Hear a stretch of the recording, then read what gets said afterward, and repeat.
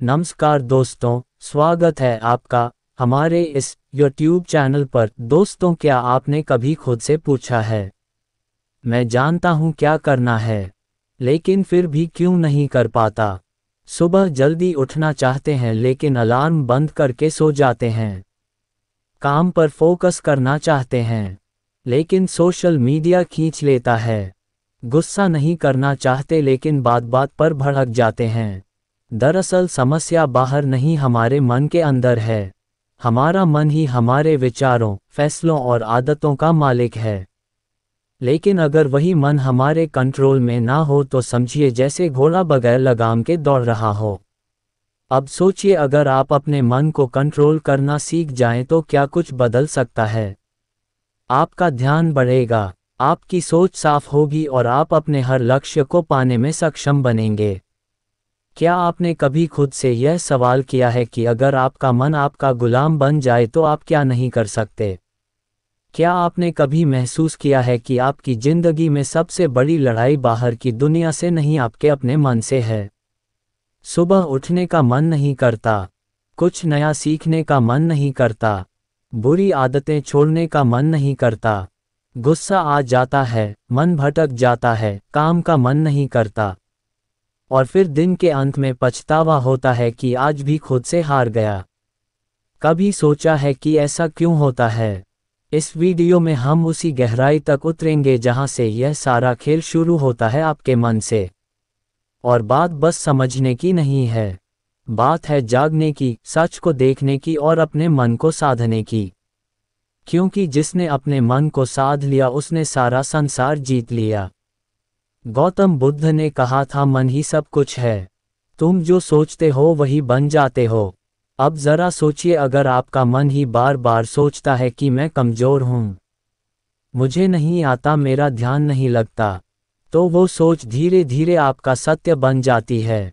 और यही है मन की सबसे बड़ी चाल। वो आपकी बनाई हुई आदतों, भावनाओं और यादों का गुलाम बन जाता है और आपको गुलाम बना देता है।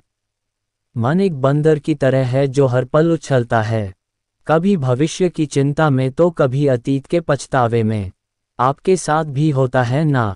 आप कुछ करने बैठते हैं और अचानक मन कोई पुरानी बात याद दिला देता है, कोई दुख, कोई गलती, कोई डर, और फिर आप वहीं अटक जाते हैं। कुछ करते ही नहीं, आपका शरीर वहीं बैठा होता है, पर मन कहाँ होता है कोई नहीं जानता। अब जरा सोचिए, यह वही मन है जो आपको महान बना सकता है। अगर आप इसे समझ लें, इसे दिशा दे दें, क्योंकि मन खुद नहीं जानता कि क्या अच्छा है क्या बुरा है। वो तो बस जिस चीज़ को आप बार बार दोहराते हो उसी को सच मान लेता है। अगर आप हर रोज खुद से कहते हो, मैं कुछ नहीं कर सकता, मेरा मन नहीं लगता, मेरी किस्मत खराब है, तो मन वही दोहराएगा, वही परोसता रहेगा और आप उसी में डूबते जाओगे। पर अब वक्त आ गया है कि आप इस मन को पहचानो, इसका व्यवहार समझो, इसकी चालाकी पकड़ो और इसे खुद के अधीन करो। मनोविज्ञान कहता है कि हमारे 95% निर्णय हमारे अवचेतन मन से लिए जाते हैं। यानी हम जो सोचते हैं, जो महसूस करते हैं, उसका बड़ा हिस्सा हमें पता भी नहीं चलता और फिर भी वही हमारे जीवन की दिशा तय करता है। यानी अगर आपने अपने मन को सही प्रशिक्षण नहीं दिया तो वह बिना आपकी मर्जी के आपको वहां ले जाएगा जहां आप कभी नहीं जाना चाहते थे। अब एक बात ध्यान से समझो, अगर आपका मन ही नियंत्रण में नहीं है तो दुनिया का कोई लक्ष्य, कोई रिश्ता, कोई सफलता आपको संतोष नहीं दे सकती।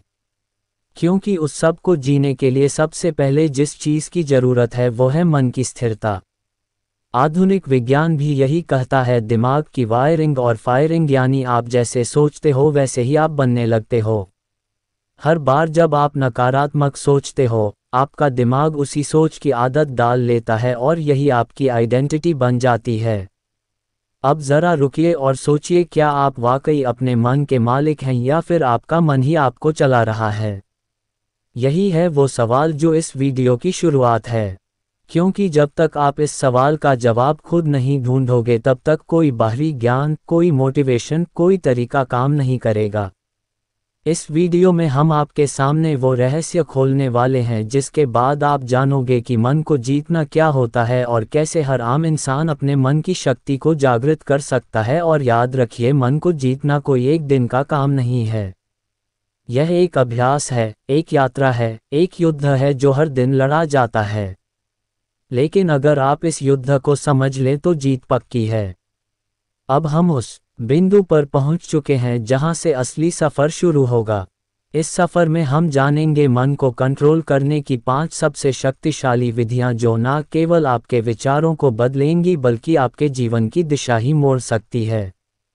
तो बने रहिए इस वीडियो के साथ, क्योंकि अब जो आएगा वो सिर्फ जानकारी नहीं, जागृति है।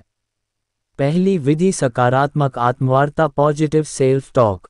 क्या आपने कभी अपने आप से कहा है, मुझसे नहीं होगा, स्विंगल मैं हमेशा गलती करता हूँ, जेरेनियम मेरे बस की बात नहीं है? अगर हाँ तो आज इस वीडियो को पूरा देखना आपके जीवन की दिशा को बदल सकता है। क्योंकि जिस व्यक्ति से आप सबसे ज़्यादा बातें करते हैं वो कोई और नहीं, आप खुद हैं। और यही बातचीत आपके भविष्य की दिशा तय करती है। हमारा मन जो सोचता है वही हम बनते हैं। ये बात सिर्फ कोई मोटिवेशनल डायलॉग नहीं है, यह विज्ञान भी कहता है और ब्रह्म ज्ञान भी। मन को कंट्रोल करने की पहली शक्तिशाली विधि है सकारात्मक आत्मवार्ता, यानी अपने आप से सकारात्मक बातें करना। यह कोई मामूली आदत नहीं, यह आपकी आत्मा से सीधा संवाद है। जब हम रोज खुद को नकारात्मक बातें कहते हैं, जैसे मैं कमज़ोर हूँ, मेरे साथ ही ऐसा क्यों होता है, मुझे कुछ नहीं आता, तो हमारा अवचेतन मन, सबकॉन्शियस माइंड, उन बातों को सच मानने लगता है। फिर वही बातें हमारी आदत बन जाती है, हमारी सोच बन जाती है और धीरे धीरे हमारा भविष्य भी वैसा ही बनने लगता है। मनोविज्ञान कहता है कि हमारा अवचेतन मन हर उस बात को रिकॉर्ड करता है जो हम खुद से बार बार कहते हैं। इसलिए अगर आप खुद से बार बार बोलते हैं मैं हार जाऊंगा, तो आपकी सोच हारने वाली बन जाएगी। और अगर आप खुद से रोज बोले मैं कर सकता हूं, मैं सीख सकता हूं, मुझे खुद पर विश्वास है, तो आपका दिमाग उसी दिशा में काम करने लगेगा। सफलता की दिशा में इस आत्मवार्ता का असर केवल आपके आत्मविश्वास पर ही नहीं पड़ता, बल्कि यह आपके शरीर की ऊर्जा, आपके फैसले और आपकी दृष्टि तक को प्रभावित करता है। गौतम बुद्ध ने कहा था, मन ही सब कुछ है, जैसा तुम सोचते हो वैसे ही बन जाते हो। उनकी यह बात आज के विज्ञान से भी मेल खाती है। पॉजिटिव सेल्फ टॉक हमारे न्यूरॉन्स को नए रास्ते बनाने पर मजबूर करती है। यानी जब आप बार बार खुद से अच्छा बोलते हैं तो आपका दिमाग नई संभावनाओं के लिए खुलने लगता है। अब सवाल उठता है, ये सकारात्मक आत्मवार्ता करनी कैसे है? सबसे पहले हर सुबह उठते ही अपने आप से एक बात जरूर कहिए, मैं आज पहले से बेहतर हूं और हर दिन आगे बढ़ रहा हूं। ये छोटे छोटे वाक्य आपके दिन की दिशा तय करते हैं। दूसरा, जब भी कोई काम मुश्किल लगे तो खुद से यह मत कहो कि मुझसे नहीं होगा, बल्कि कहो यह चुनौती है और मैं इसे सीखने का मौका मानता हूं। इस सोच से आपका डर छंटने लगता है। तीसरा, अगर आप किसी गलती को लेकर खुद को कोसते हो तो उसी समय खुद से कहो मैं सीखने वाला हूं, गलती मेरी पहचान नहीं है। यह आत्मस्वीकृति आपके मन को बोझ से मुक्त करती है। दुनिया में कोई भी सफलता तब तक नहीं आती जब तक आप खुद पर विश्वास करना नहीं सीखते।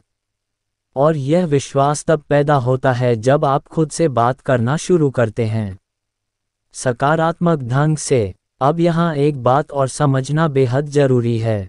सकारात्मक आत्मवार्ता का मतलब यह नहीं कि आप हर हाल में खुद से झूठ बोले, बल्कि इसका अर्थ है अपने अंदर की सच्चाई को देखना, समझना और उसे उन्नत दिशा में मोड़ना। अगर आप किसी कमजोरी को पहचानते हैं तो खुद से कहिए, हाँ यह मेरी कमी है, लेकिन मैं इसे सुधार सकता हूँ। बस यही सोच आपको हर दिन एक नए स्तर पर ले जाएगी। इस आदत को अपनाने के लिए आप एक छोटा सा अभ्यास कर सकते हैं। रोज रात को सोने से पहले अपने आप से 3 सकारात्मक बातें बोलिए, जैसे आज मैंने खुद पर काम किया, मैं आगे बढ़ रहा हूँ, मुझे खुद से प्यार है।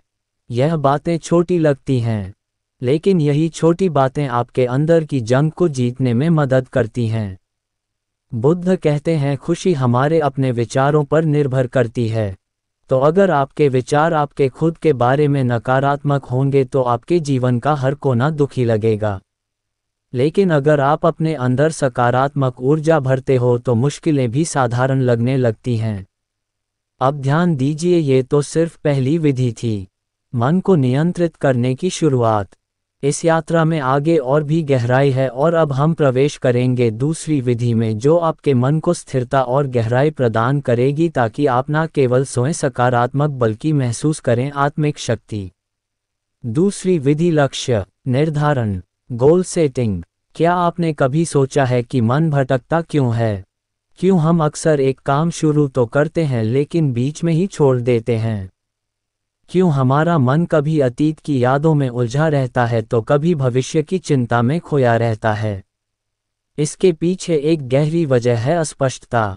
मन को दिशा तब मिलती है जब उसे पता हो कि उसे जाना कहाँ है।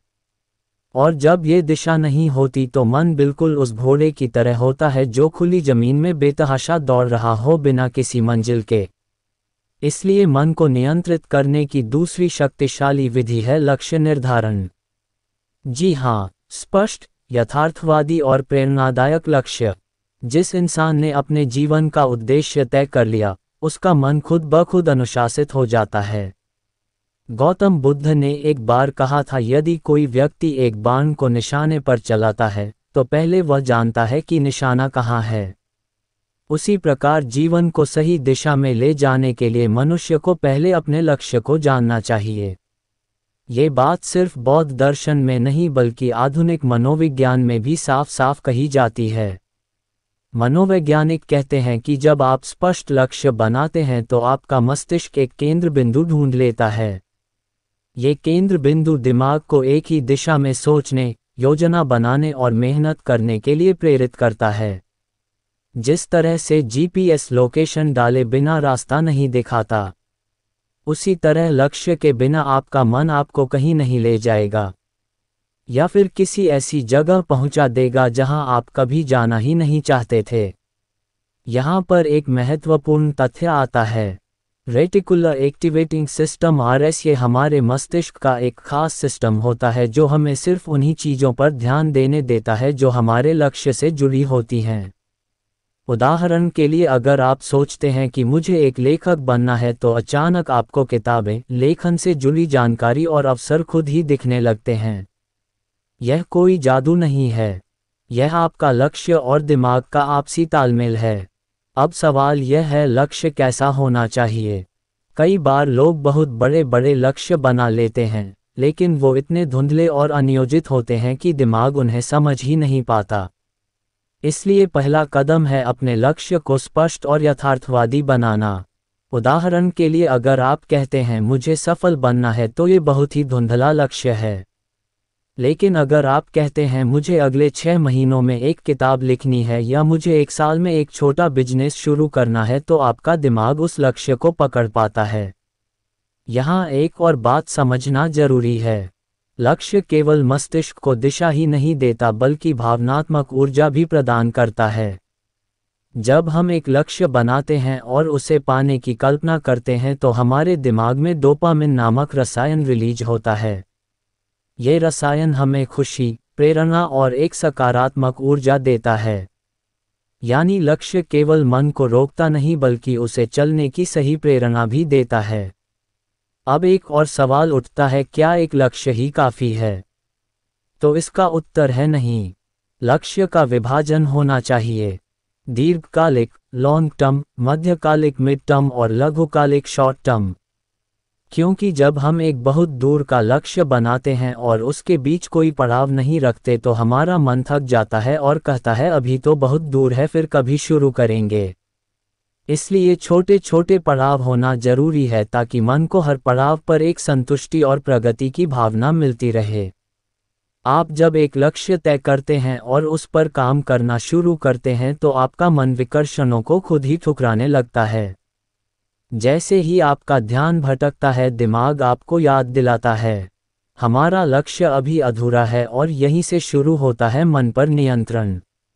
अब सोचिए, एक मन जिसने खुद को एक दिशा में बांध लिया है वह कितनी शक्ति उत्पन्न कर सकता है।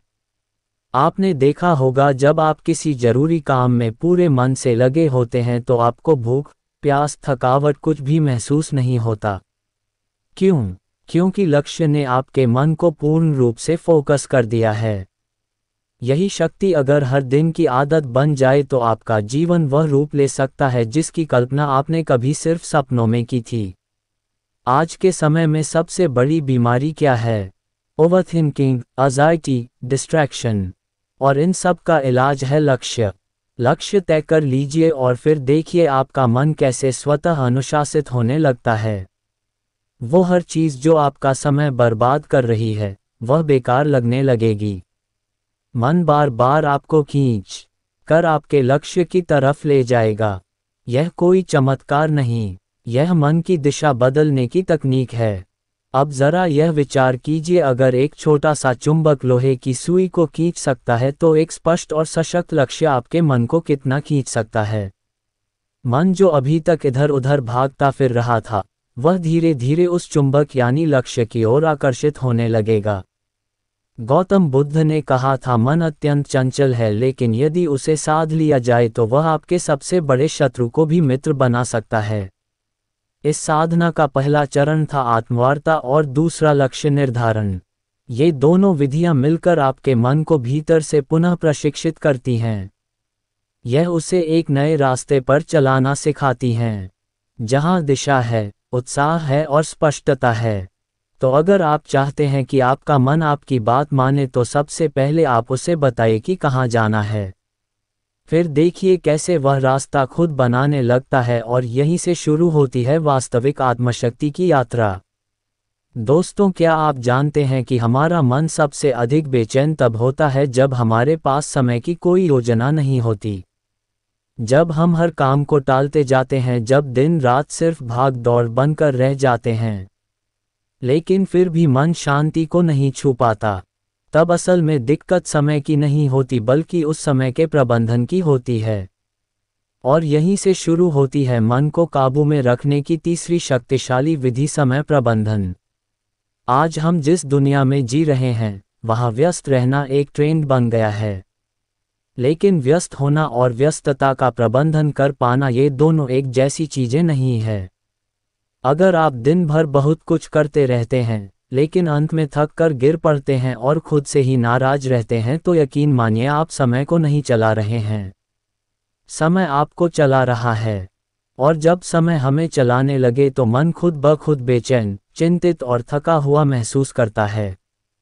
हमारा मस्तिष्क तब सबसे अच्छा काम करता है जब वह जानता है कि अगला कदम क्या है। मन को दिशा चाहिए, स्पष्टता चाहिए और वह स्पष्टता आती है अच्छे समय प्रबंधन से। जब आप हर काम के लिए एक उचित समय निर्धारित कर देते हैं, जब आप जानते हैं कि किस काम को कब करना है, तो आपका मन खुद ब खुद शांत रहता है, क्योंकि उसे पता है अब कुछ भी अनियंत्रित नहीं है। समय प्रबंधन केवल घड़ी की सुइयों को देखने का नाम नहीं है, यह एक विज्ञान है, एक कला है और साथ ही एक साधना है। अगर आपने इसे साध लिया तो आप केवल अपने दिन को नहीं, अपने जीवन को, अपने भाग्य को और अपने मन को भी साध लेंगे।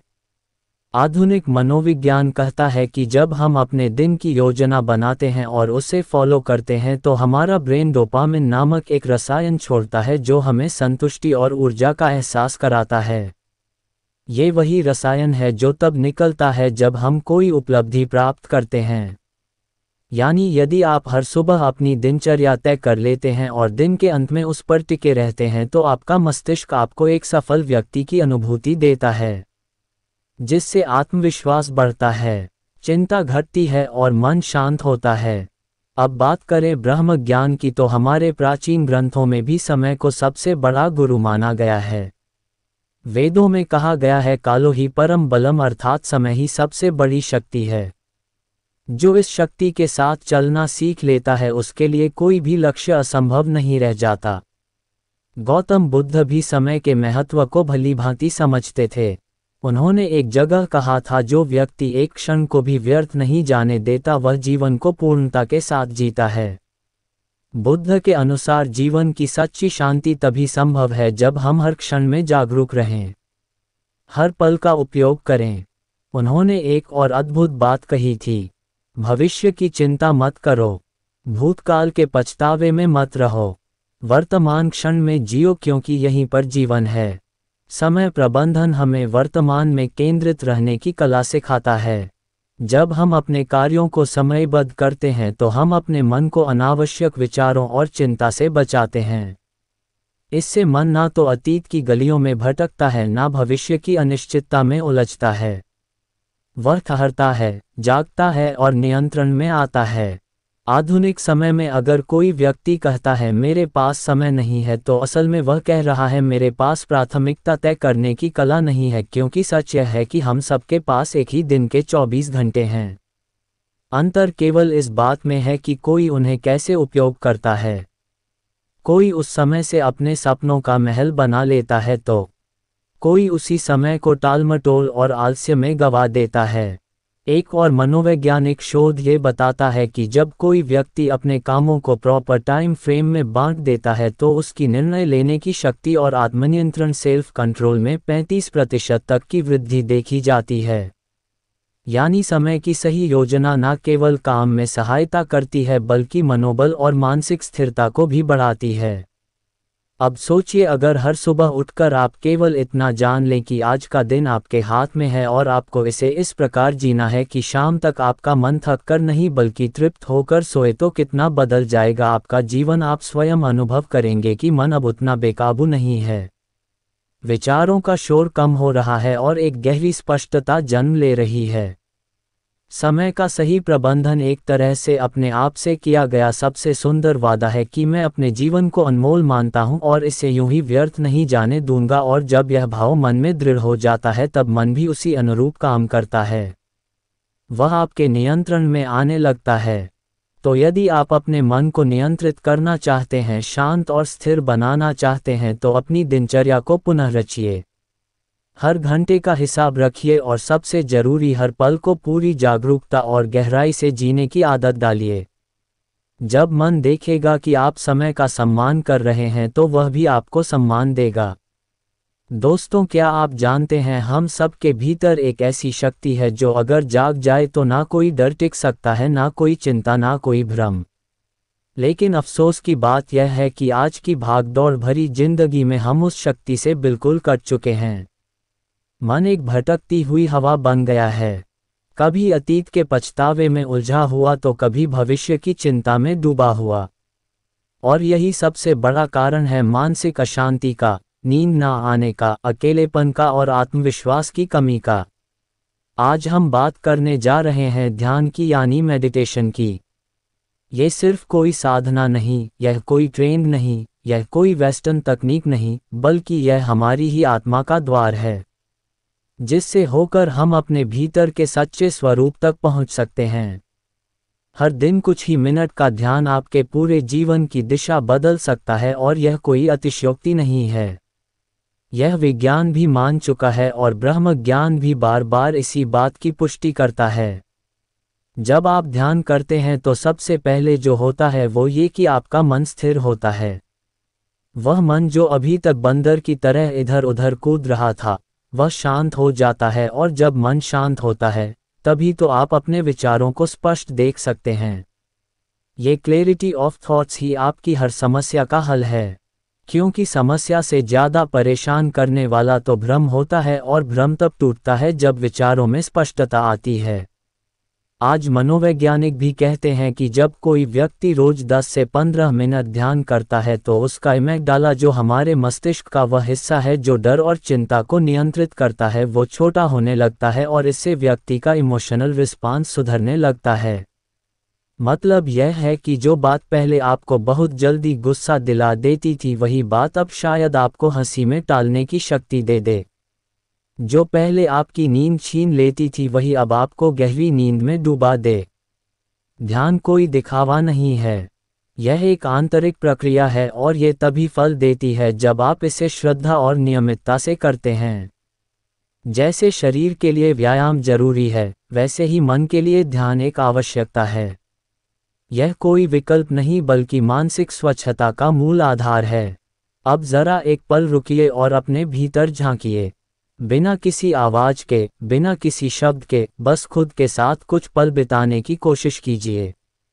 क्या आप जानते हैं कि जब आप गहराई से ध्यान में जाते हैं तो आप न सिर्फ अपने विचारों को समझने लगते हैं बल्कि आप ये भी महसूस करने लगते हैं कि आप वह विचार नहीं है। आप तो वह देखने वाला है जो हर विचार को आते जाते देख रहा है। गौतम बुद्ध ने ध्यान को जीवन का मूल बताया। उन्होंने कहा, ध्यान ही एकमात्र रास्ता है जिससे तुम अपने भीतर की आग को बुझा सकते हो। उन्होंने वर्षों तक मौन साधना की, अपने विचारों को परखा और उसी गहराई से उन्होंने संसार को बताया कि मनुष्य का दुख किसी बाहरी कारण से नहीं होता बल्कि उसके मन की अस्थिरता ही उसका सबसे बड़ा शत्रु है और इस शत्रु को हराने का एकमात्र रास्ता ध्यान है। बुद्ध के अनुसार ध्यान तुम्हें साक्षी बनाता है, और जब तुम साक्षी हो जाते हो तब तुम अपने डर को भी, अपने क्रोध को भी, अपनी व्यथा को भी बाहर से देख सकते हो। और यही दूरी ही तो है मुक्ति की शुरुआत। आज जितना समय हम बाहरी चीजों पर खर्च कर देते हैं, मोबाइल स्क्रोलिंग, टीवी देखना या बेवजह की बातचीत, अगर उसी में से हम सिर्फ 15 मिनट अपने लिए, अपने मन के लिए दे दें, तो सोचिए हमारा जीवन कितना बदल सकता है। ध्यान करने के लिए किसी विशेष स्थान या किसी विशेष पद्धति की आवश्यकता नहीं। बस शांति हो, एक कोना हो और हो थोड़ी सी इच्छा खुद को समझने की, खुद से मिलने की। आप चाहे तो आंखें बंद करें, अपनी सांसों पर ध्यान दें, चाहे तो ओम का उच्चारण करें, चाहे तो सिर्फ मौन रहें। तरीका कोई भी हो सकता है, लेकिन परिणाम हमेशा एक ही मिलेगा, शांति, गहराई और भीतर की शक्ति। ध्यान हमें सिखाता है कि शांति बाहर नहीं भीतर है। ध्यान हमें सिखाता है कि समाधान कोई और नहीं देगा, हमें खुद ही खोजना होगा। ध्यान हमें सिखाता है कि जब तक तुम अपने मन पर नियंत्रण नहीं करते तब तक कोई भी चीज़ तुम्हें पूरी तरह संतुष्टि नहीं दे सकती, ना दौलत, ना रिश्ते, ना सफलता। और अंत में एक बात जो सबसे जरूरी है, ध्यान कोई एक बार का प्रयोग नहीं है, यह एक निरंतर यात्रा है। जैसे जैसे आप इस यात्रा में आगे बढ़ेंगे, वैसे वैसे आप खुद को उस रूप में जानने लगेंगे जो आप वास्तव में हैं। आप पाएंगे कि आप सिर्फ एक शरीर नहीं, एक नाम नहीं, एक पहचान नहीं, बल्कि आप शुद्ध चेतना है, शुद्ध शक्ति हैं। और जब ये बोध हो जाता है तब मन पर नियंत्रण कोई कठिन कार्य नहीं लगता। तब चिंता मिट जाती है, तब डर भाग जाता है, तब भीतर से आवाज आती है, अब तू मुक्त है। और ठीक यहीं से हमारी अगली विधि की शुरुआत होती है, जो इस शुद्ध चेतना को और अधिक गहराई से पहचानने की ओर हमें ले जाएगी। जब जीवन की आपाधापी हमें थका देती है, जब विचारों का शोर इतना बढ़ जाता है कि अपने ही मन की आवाज सुनना मुश्किल हो जाता है, तब हम अक्सर मानसिक शांति की तलाश में भटकते हैं। हर कोई यही सोचता है, कैसे अपने मन को काबू में लाया जाए, कैसे इस बेचैनी से बाहर निकला जाए, कैसे अपने जीवन को फिर से संतुलित किया जाए। आज हम बात कर रहे हैं उसी खोज के अंतिम पड़ाव की, मन को कंट्रोल करने की 5 शक्तिशाली विधियों में से 5वीं विधि की, जो दिखने में सरल है लेकिन इसके पीछे छुपी है अनंत शक्ति। यह विधि है शारीरिक व्यायाम, यानी रेगुलर फिजिकल एक्सरसाइज। अब आप सोचेंगे कि इसमें ऐसा क्या खास है, क्या वाकई शारीरिक व्यायाम से मन शांत हो सकता है? तो चलिए आज हम इस पर गहराई से बात करते हैं, सिर्फ शब्दों से नहीं बल्कि विज्ञान, प्राचीन ज्ञान और अनुभव से जुड़े तथ्यों के आधार पर। सबसे पहले ये समझिए कि हमारे मन और शरीर का रिश्ता कितना गहरा है। जब शरीर में कोई बदलाव होता है तो उसका सीधा असर मन पर पड़ता है, और जब मन में कुछ चलता है तो शरीर भी उसका असर झेलता है। इसीलिए अगर आप अपने मन को नियंत्रित करना चाहते हैं तो शरीर को अनदेखा नहीं कर सकते। आधुनिक विज्ञान कहता है कि जब हम व्यायाम करते हैं, चाहे वो तेज चलना हो, योग हो, दौड़ना हो या कोई खेल, तो हमारा मस्तिष्क एंडोर्फिन्स नामक रसायन छोड़ता है जिसे फील गुड हार्मोन्स कहा जाता है। ये वही रसायन है जो हमें सुकून देता है, तनाव को कम करता है और मन को स्थिर करता है। यही कारण है कि जो लोग रोजाना व्यायाम करते हैं वे मानसिक रूप से ज़्यादा स्थिर, शांत और सकारात्मक बने रहते हैं।